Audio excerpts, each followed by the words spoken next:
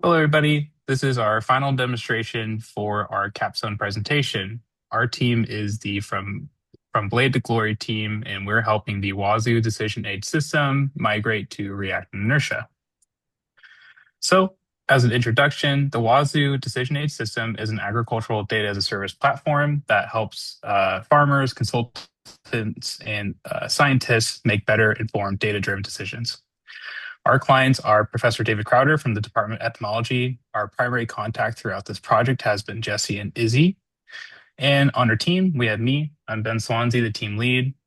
We have Jack, Trisha, and Dante. And this is our final spin for the project. So today we're going to go over all the work we did for the WSU Decision Aid System. So our main objective and goals for this project was to complete the migration from a legacy PHP setup to a modern React Inertia setup. We've so far migrated a lot of the public-facing home pages. We've made really good progress migrating the React admin dashboards, and we've even started some of the user-facing dashboard. What motivated us taking on this project is Wazoo's had an overall goal of being entirely ADA compliant by April 2026. And throughout this process, we've been able also to double check that the site is indeed meeting ADA compliance. So in terms of the practical work that was been done, this last sprint, I focused on migrating the admin panel weather stations pages and the articles editor. I helped complete the navigation, roles pages and the sales pages of the admin. I then began migrating the shell of the dashboard, so the header, the footer, all the navigation and routing. And then I assisted with the ADA compliance checks for login, register, and forgot password. For this sprint, I completed the lexical integration and I tested it on all the pages that it's being used in, which is articles, notifications, and recommendations. And then I also worked on the ADA compliance checks for home, articles, and pest info. I migrated the system settings menu in the admin dashboard, the cache clear menu, and the lookup table view and selection menus. Jack will now do a presentation of our work. And to demonstrate all the work that we put into this capstone, there is 3 apps that we migrated. And for each app, there are also themes. So there is the public facing app, there is the dashboard subscription service, and then there is the admin site itself. For each app, there are themes. So that this is the Tree Fruit US. There is also Tree Fruit Canada, and then there is potatoes in the US. For each of these, I currently have our migrated versioning on the left and the staging legacy version on the right, just to see a direct comparison of technology being migrated while maintaining visual parity and not altering the already existing large system. You can see this works exactly the same. I can navigate the same way. We both have sidebar navigation, go through, log in, register. Same thing can be said about the Canada. It's pretty similar, but since it's based out of Canada, the content is going to resolve Canada based. So you can see articles if you want. You can read about their about section and so forth. And then same idea with the potatoes. They have some uniqueness, but usually it's just the content itself and the theme that is varying for the public site. Now to look at their dashboard service, where subscribers can run models and see lots of data to have better educated farming strategies. Here is the Tree Fruit US, Tree Fruit Canada, and the potatoes, only based in the US. They stay pretty consistent, although the coloring theme and flags vary to show the different themes, and each theme itself has different data that it's showing. So you'll see the sidebar changes. For the dashboard app, we only were able to migrate over the shell of the dashboard, not the actual pages. So the whole navigation, header, footer, sidebar, overlay, all this works, including navigating through. It's just that we haven't done the pages themselves. If you go through, you can see all the pages are ready to be implemented and migrated over.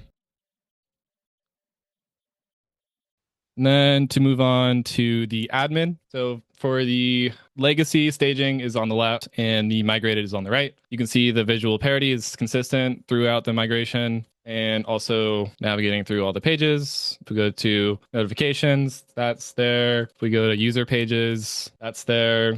We go to sales, So that's fully migrated for the admin.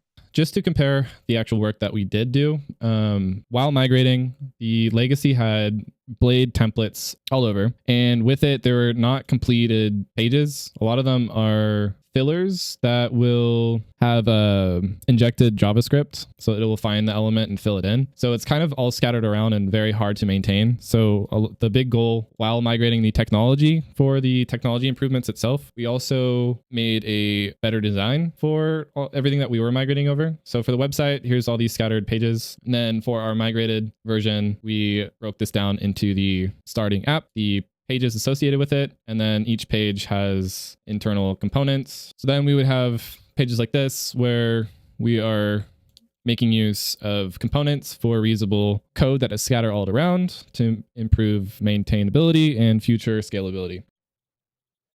Another part I want to highlight is the dashboard app is very repetitive and poor design for maintaining. Like the tree fruit here, this is a pretty decently long page, and a lot of this is the same element. So it's just all these navigational items in the sidebar. So instead of this design that's all one page and repeated code throughout the themes, I then created this design. The sidebar has a general component where then it checks the system that it's currently using and delegates correctly to the associated sidebar. And for each sidebar, I broke that down into themes here, where now instead of you just see all this nesting code, now at a high level, you can see what each actual section is, navigational section is. So now it's also easier to move things around and adapt. And then inside for each section, I broke them down into reusable components. So like there's leaf items, there's nested groups so there's like leaf items, and then there's groups of navigational items like so. So these will just be leaf items. This is a group of items, and then this is the grouped leaf item. So now themes, each section is broken into its own individual component. I put these into sections where a lot of them are just shared throughout all themes. But then there's some uniqueness, like tree fruit has its own, and tree nut had its own variation of model section. So I created a solution that improves the cohesiveness and coupling of the design.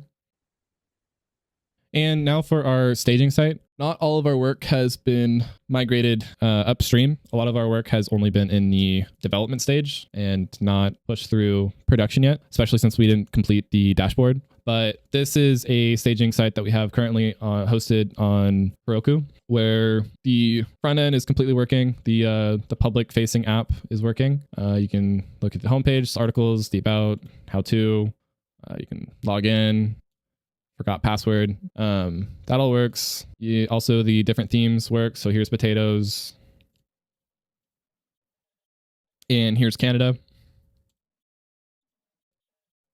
And to look at the admin app is on the staging. So you can see the dashboard, the notifications without actual data being populated into the staging, but this is the completed page. The recommendations, the lookup tables, roles and permissions, system settings. There are some bugs that need to be worked through, but that's what we have currently. Next up, we have the Kanban overview and task ownership, which Dante will help present. For this project and this sprint, we've been using GitHub projects to manage the flow of our work. And we use this to split up larger tasks like migrating the admin dashboard or the front-facing website into smaller ones, assigned to each of our team members, such as smaller features like migrating the clear cache menu, the articles menu, and different pages in the front-facing website. And we use this to basically keep track of our progress through each milestone.